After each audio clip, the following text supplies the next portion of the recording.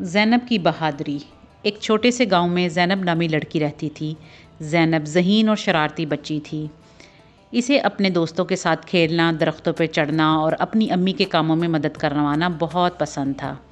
ایک دن اس کی ٹیچر مس عائشہ نے کہا، بچوں، آج ہم ایک بہت اہم بات کریں گے۔ ہمیں کیسے اپنے آپ کو محفوظ رکھنا ہے اور اچھے اور برے لمس کا فرق سمجھنا ہے۔ زینب کی آنکھوں میں حیرت بھر آئی۔ اس نے اپنے دوست حمزہ سے پوچھا، یہ کیا ہوتا ہے؟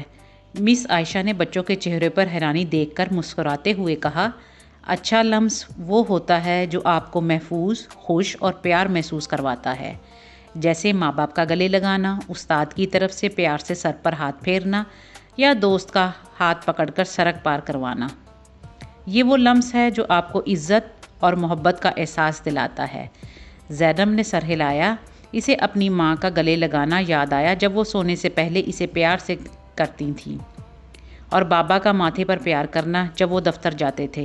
یہ سب لمس ہمیشہ اسے محفوظ اور خوشی سے بھر دیتے تھے۔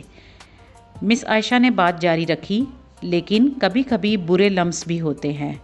برا لمس وہ ہوتا ہے جو آپ کو خوفزدہ، بے چین یا الجھن میں ڈال دے۔ اگر کوئی آپ کے جسم کے اس حصے کو چھونے کی کوشش کرے جو آپ کپڑوں سے کور کرتے ہیں تو فوراً کسی بڑے کو بتائیں۔ زینب کو تھوڑی سی فکر ہوئی۔ اگر وہ شخص کہے یہ ایک راز ہے؟ اس نے آہستہ سے پوچھا۔ مس عائشہ نے نرمی سے کہا، زینب، کوئی بھی تمہیں برے لمس کے بارے میں راز رکھنے کو نہیں کہہ سکتا۔ اگر کوئی کہے تو فوراً کسی بھروسہ کرنے والے بڑے کو بتانا، اور یاد رکھنا، تمہارا جسم تمہاری ملکیت ہے اور کوئی تمہیں بے چین کرنے کا حق نہیں رکھتا۔ زینب کو تھوڑی ہمت ملی کہ مس عائشہ کیسے محفوظ رہنے کا طریقہ سکھا رہی تھیں، لیکن اسے ایک بات اور سمجھنی تھی۔ پر ہمیں کس کو بتانا چاہیے؟ زینب نے پوچھا۔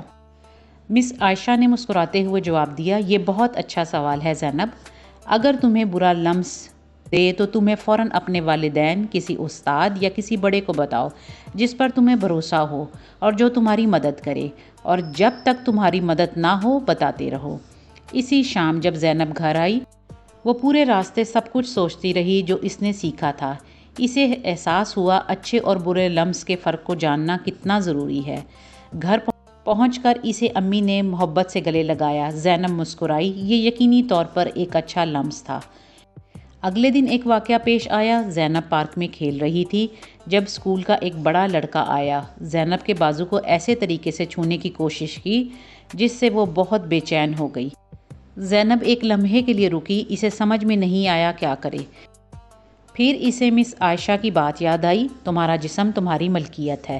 زینب نے فوراً اپنا بازو پیچھے کھینچا اور مضبوطی سے کہا، رک جاؤ، مجھے یہ پسند نہیں ہے۔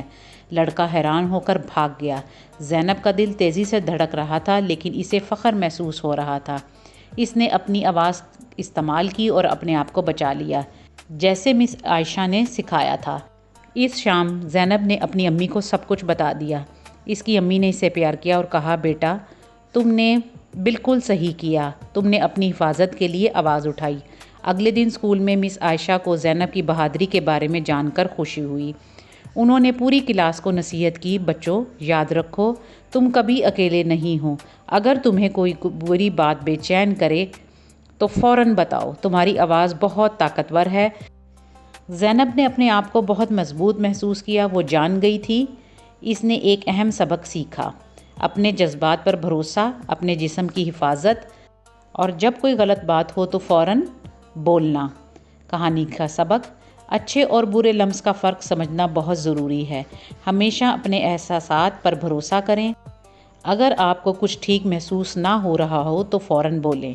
یاد رکھیں، بہادری سے آواز اٹھانا اپنے آپ کو اور دوسروں کو محفوظ رکھ سکتا ہے۔